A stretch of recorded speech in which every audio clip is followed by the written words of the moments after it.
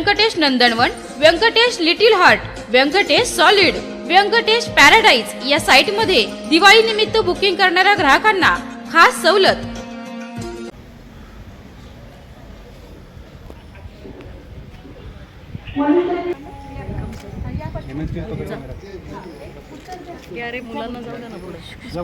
एक सेकंड कोण आहे वरती?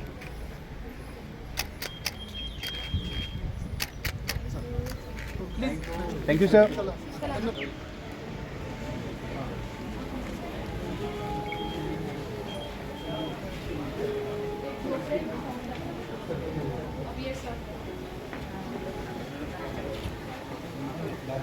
दादा मोबाईलवर दादा प्लीज। सुरू आहे। भारताचे 14वे राष्ट्रपति आजच्या कार्यक्रमाचे मुख्य अतिथि महोदय यांनी पुष्पार्पण। साथ ही मैं अरुण सप्ताह में निवेदन करता हूँ मुख्य अतिथि महोदय इनको बोधि वृक्ष भेंट देकर स्वागत करें।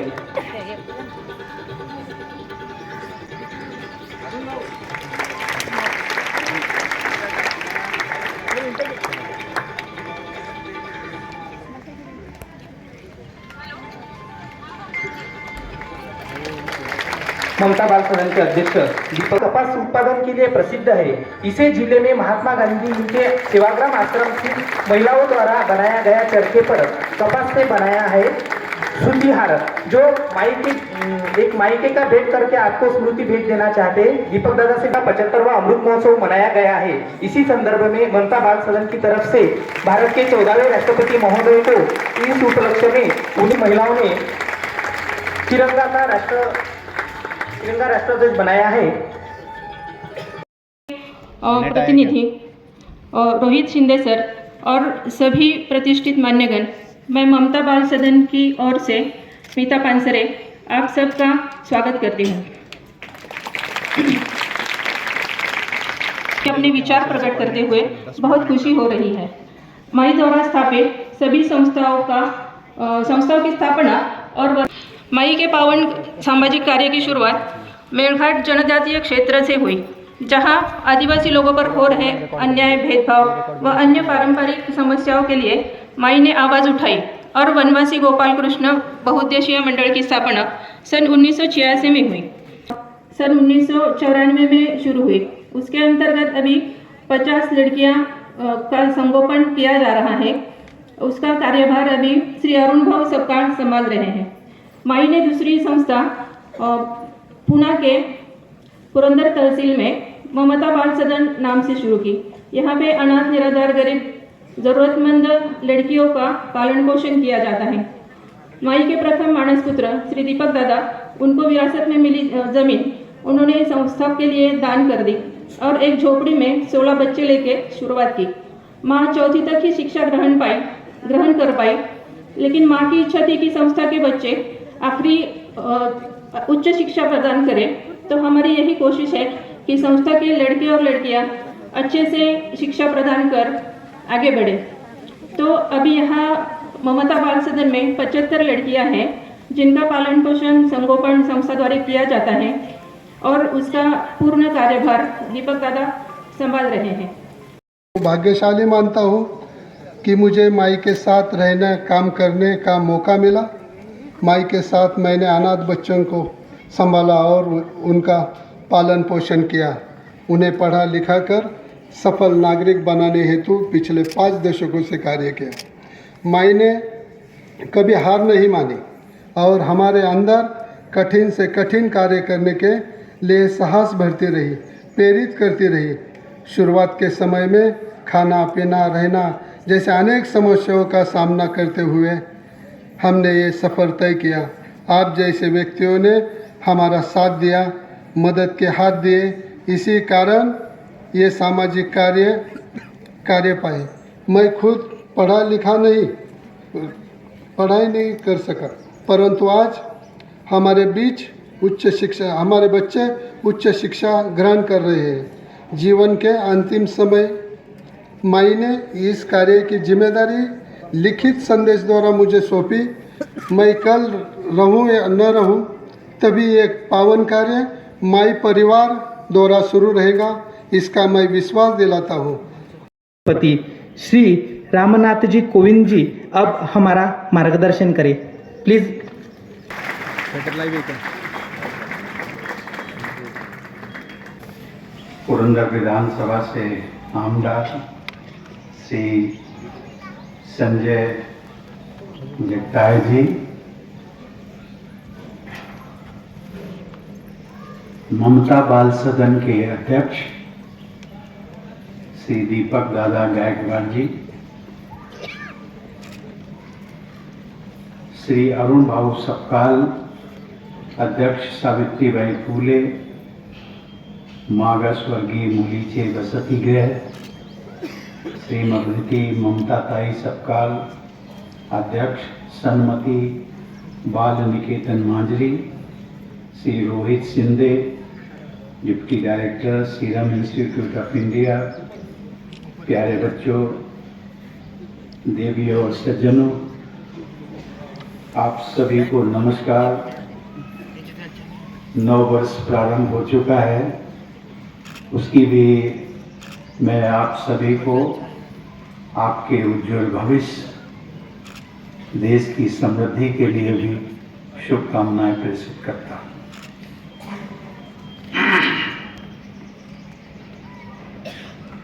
हम लोगों ने ये कार्यक्रम राष्ट्रगान से प्रारंभ किया।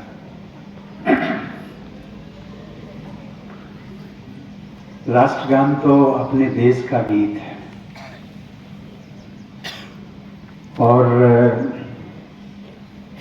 उस गीत को यदि हम केवल धुन के आधार पर गाएं तो बहुत सारे लोगों को तो ये गीत आता है, बहुत सारे बच्चों को नहीं आता है, तो वो तो ये कहेंगे राष्ट्रगीत क्या, उसकी धुन तो मैंने सुनी थी, लेकिन उन बच्चों से पूछो तो वो उसका पूरा का पूरा उच्चारण नहीं कर पाएंगे।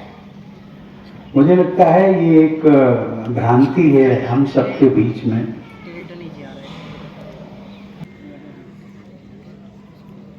आज मुझे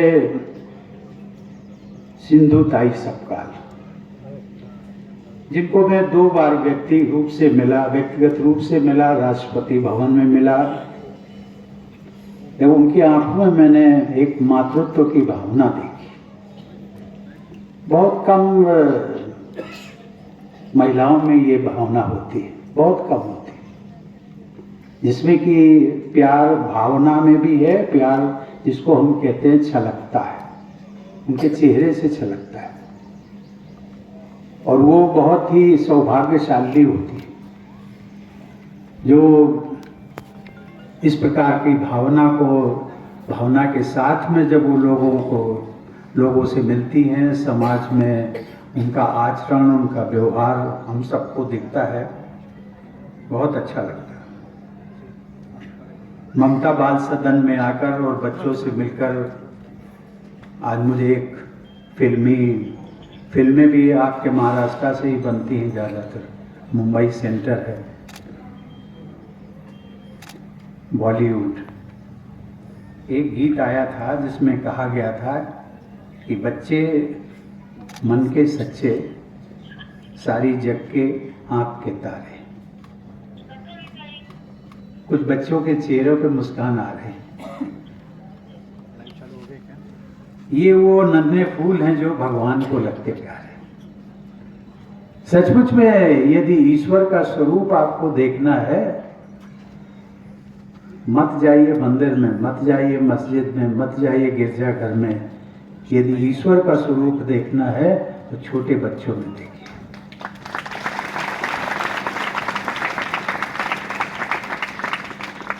वास्तव में बच्चे मन के सच्चे होते हैं, सारा संसार उन्हें प्रेम करता है और ये नन्हे फूल भगवान को बहुत प्यारे लगते हैं। आज यहाँ आकर मैंने देखा कि जिसका कोई नहीं होता है उसका भगवान होता है। माई ऐसे ही नन्हे बच्चों के लिए भगवान बनकर इस दुनिया में आई थी। ममता बाल सदन और इस जैसी अनेक परोपकारी सैकड़ों अनाथ बच्चों के जीवन को मुरझाने से बचाने वाली, उनके जीवन को संवारने वाली एक माई थी जिसका नाम था सिंधु ताई। आज से लगभग 2 वर्ष पहले वो इस दुनिया से चली गई। लेकिन वो अपने सैकड़ों बेटे बेटियों के रूप में आज भी जीवित हैं, जिनके जीवन को सिंधुताई ने अपने ममतामयी हाथों से संवारा। और आज मुझे खुशी है कि कई बच्चियां हमारी जब वो कहती हैं सिंधुताई मेरी माँ थी, उन्होंने सिंधुताई के जो आदर्श को उन्होंने अपना एक उद्देश्य माना है, ये काम करती रही। आज उसी स्थान पर आकर के आप सबके बीच में मैं उनकी पुण्य स्थिति को नमन करने का जो मुझे सौभाग्य मिला, मैं उसके लिए आप सबको भी धन्यवाद देता हूँ। सिंधुताई को लोग प्रेम से माई भी कहते थे। जन्म देने और पालन पोषण करने वाली भगवान राम के जीवन को एक यहाँ पर दृश्य भी दिखाया गया। मत उसकी तुलना मेरे जैसे एक छोटा सा इंसान से करिए। ईश्वर तो ईश्वर होता है, लेकिन यदि प्रभु राम के आदर्श, जीवन के एक भी आदर्श को यदि हम ग्रहण कर सके तो मुझे लगता है न केवल हमारा जीवन सार्थक हो जाएगा, बल्कि हमारा परिवार, हमारे रिश्तेदार, हमारा पूरा समाज, हमारा पूरा देश भी सार्थक बन जाएगा। लेकिन अपनाने की जरूरत है, परिश्रम करना पड़ेगा, आसान नहीं है। और इसीलिए जब जननी की बात होती है, माता की बात होती है, तो आदि कवि जो वाल्मीकि थे उन्होंने यही तो कहा था कि जननी जन्मभूमिश्च स्वर्गादपि गरीयसी।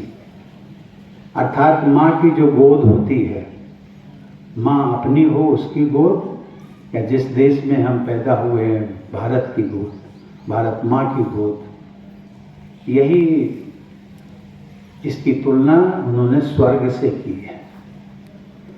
माँ स्वयं कष्ट सहकर भी अपने बच्चे की देखभाल करती है, और धरती माता भी स्वयं गर्मी, सर्दी, आंधी, तूफान और प्रदूषण की मार झेल कर भी प्राणियों के लिए भोजन और आश्रय उपलब्ध कराती है।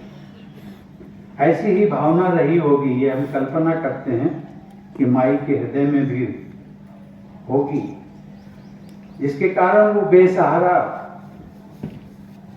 बच्चों को,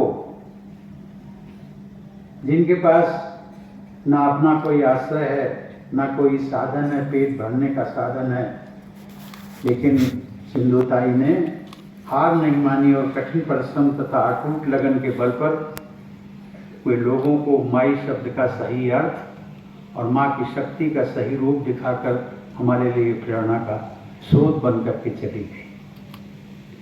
माई का जीवन गरीबी और अभावों से भरा हुआ था, लेकिन एक सौभाग्य उन्हें अवश्य प्राप्त हुआ था। उन्होंने महाराष्ट्र की उस महान धरती पर जन्म लिया जहाँ पर शिवाजी महाराज जैसे वीर, जीजाजी बाई जैसी माँ, संत तुकाराम और नामदेव जैसे संतों, महात्मा फूले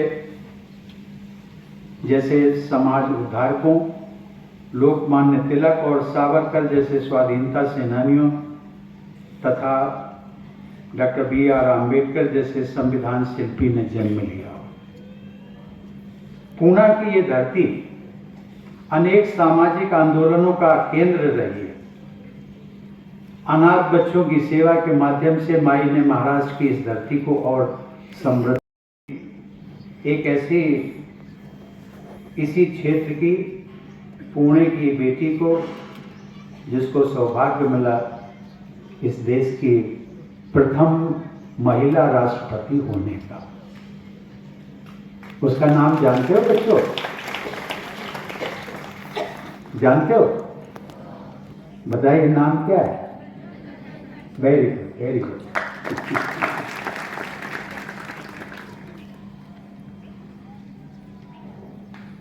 उनको भी, मैं भी, वो मेरे से उम्र में भी बड़ी हैं, सीनियरिटी में भी हैं, मैं उनको भी ताई कहता हूँ। बहुत अच्छा लगता है। मैं उनके अच्छे स्वास्थ्य और दीर्घायु होने की आप सबके बीच में कामना भी करता हूँ।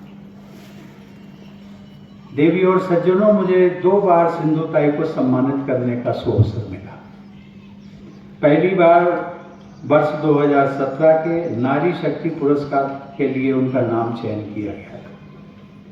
उनके जीवन और संघर्ष की गाथाओं ने भारत की नारी शक्ति का मान बढ़ाया, की प्रेरणा प्रदान की।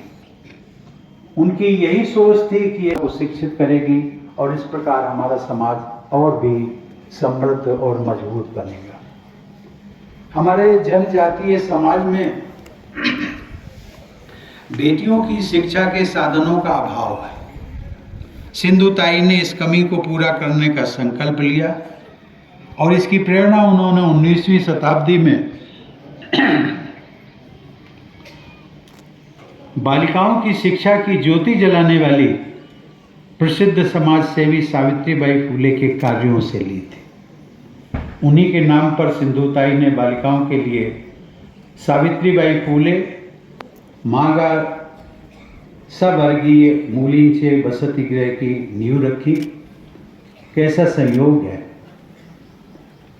कि 1831 में 3 जनवरी को जन्म लेने वाली सावित्रीबाई को अपना आदर्श मानने वाली सिंधुताई का स्वर्गवास भी ठीक एक दिन पश्चात, वो तारीख थी 4 जनवरी 2022 को हुआ।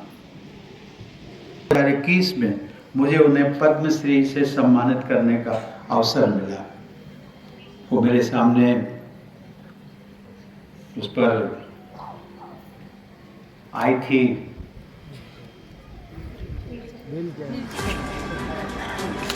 दीपक दादा थोडंसं अजून पुढे या.